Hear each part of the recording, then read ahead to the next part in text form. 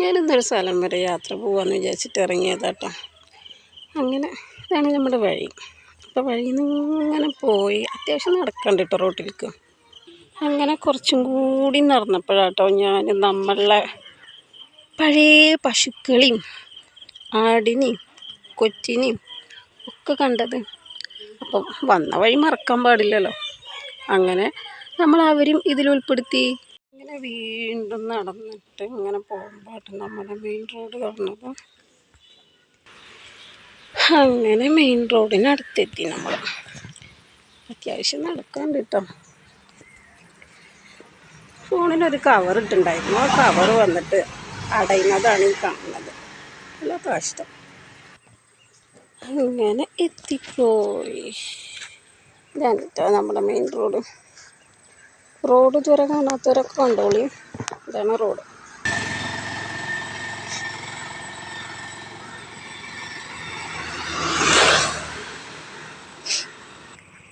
കുറച്ച് നടന്നപ്പോഴാട്ടോ നമ്മുടെ അയൽവാസികളൊക്കെ എന്നെ നോക്കിയിട്ട് ഇങ്ങനെ നിൽക്കുകയാണ്. അപ്പം ഞാനും അവിടെ നിന്നു. കാരണം അവരുടെ ഉദ്ദേശം എന്താണെന്ന് അറിയില്ലല്ലോ. അപ്പം വലിയ പ്രത്യേകിച്ച് ഉദ്ദേശമൊന്നുമില്ല, പൊയ്ക്കോ എന്നുള്ളൊരു ലെവലാണ്. അപ്പം ഞാൻ ഒന്നും കൂടി നടന്നു. അങ്ങനെ കുറച്ചും കൂടി നടന്നിട്ട് നമ്മൾ നമ്മുടെ സ്ഥലത്തെത്തിയിട്ടോ. നമ്മൾ വിചാരിക്കുന്നുണ്ടാവും ഇപ്പോൾ വല്ല ബന്ധുക്കാരുടെ വീട്ടിലേക്കോ അല്ലെങ്കിൽ വേറെ എങ്ങോട്ടേലൊക്കെ ആവുന്നു. പക്ഷേ അല്ല കേട്ടോ. എന്താണെന്നറിയില്ല കൂട്ടുകാരെ, ഒരു മാങ്ങാപ്പൂതി. അപ്പോൾ നമ്മൾ സ്ഥിരമായിട്ട് മാങ്ങ പറിക്കുന്ന ഒരു സ്ഥലമാണിത്. അപ്പോൾ വന്ന് നോക്കുമ്പോൾ ഒറ്റ മാങ്ങ അതിലില്ല. വടിയായി ഗൈസ്. അങ്ങനെ നമ്മൾ നാണം കെട്ട്, നമ്മളല്ല കേട്ടോ, ഞാൻ നാണം കെട്ട് അവിടുന്ന് തിരിച്ചു പോന്നു കേട്ടോ. അവിടെ മുച്ചിമ്മ മാങ്ങയൊന്നുമില്ല, സോറി, മാങ്ങയില്ല. അപ്പം അങ്ങനെ ഇതാ ഞാൻ വീട്ടിൽ കയറാൻ പറ്റില്ല കേട്ടോ. വരുമ്പോൾ മാങ്ങ കൊണ്ടുവരിക എന്നൊക്കെ പറഞ്ഞിട്ടാണ് പോകുന്നത്. അപ്പോഴേ അമ്മ പറഞ്ഞു അവിടെ മാങ്ങ ഇല്ല, പോയിട്ട് കാര്യമില്ല എന്നൊക്കെ. ഉണ്ട്, ഞാൻ ബസ്സിൽ വരുമ്പോൾ കണ്ടതാണ് എന്നൊക്കെ പറഞ്ഞിട്ടാണ് അങ്ങോട്ട് പോയത്. അങ്ങനെ അവിടെ നിന്നൊന്നും കിട്ടിയില്ല. ഇനിയിപ്പോൾ അവിടെ ആരൊക്കെ വീട്ടിൽ വന്നിട്ടുമുണ്ട്. അതുകൊണ്ട് ഇപ്പം എനിക്കങ്ങനെ പോവാൻ പറ്റില്ല. ഒരു അരമണിക്കൂറൊക്കെ കഴിയട്ടെ, ഒന്ന് അതിന് ശേഷം പോവുക. പക്ഷേ ഒരാളറിഞ്ഞിട്ടുണ്ട് കേട്ടോ, കണ്ടോ, എൻ്റെ കൂടെ ഞാൻ വന്നിടത്തേക്ക് ഫുള്ള് വന്നിട്ടുണ്ട്. എല്ലാവരെയും അറിയിക്കണമുണ്ട് ഞാൻ വന്നത്. ഇതിനെനി എന്ത് ചെയ്യുന്ന അറിയാത്തത്. അപ്പം കുറേ പറഞ്ഞു എന്നോട് പോയിക്കോളാനൊക്കെ, പക്ഷെ കേൾക്കണ്ടേ. എന്നെ കൊണ്ടേ പോകുള്ളൂ, എന്നെ നാറ്റിച്ചിട്ടേ അടങ്ങുള്ളൂ എന്ന് വിചാരിച്ചിട്ടാണെന്ന് തോന്നുന്നത്.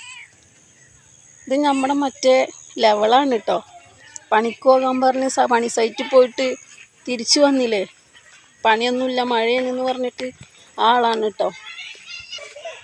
ഇതിന് ഞാൻ എന്തുകൊണ്ടാണ് ഇതിനെ നടക്കണമെന്ന് അറിയണം കേട്ടോ. അപ്പം ഞാൻ പോകുമ്പോൾ ഞാൻ ഓടി, എൻ്റെ പിന്നാലെ ഓടി, നടന്നാൽ എൻ്റെ പിന്നാലെ നടന്നു. വല്ലാത്തൊരവസ്ഥയുണ്ട്. അങ്ങനെ വരുന്നു, കണ്ടില്ലേ. ഇത് മൊത്തത്തിൽ എന്നെ നാറ്റിക്കും. ഞാൻ കുറച്ച് നേരം കിണറിലെ വെള്ളമൊക്കെ നോക്കി.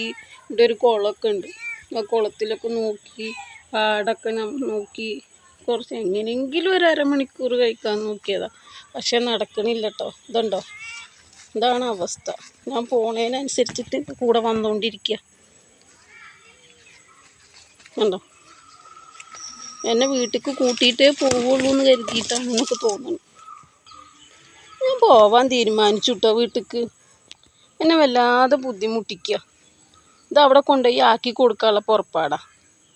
എന്തായാലും ഞാൻ പോവുക വീട്ടിലേക്ക്.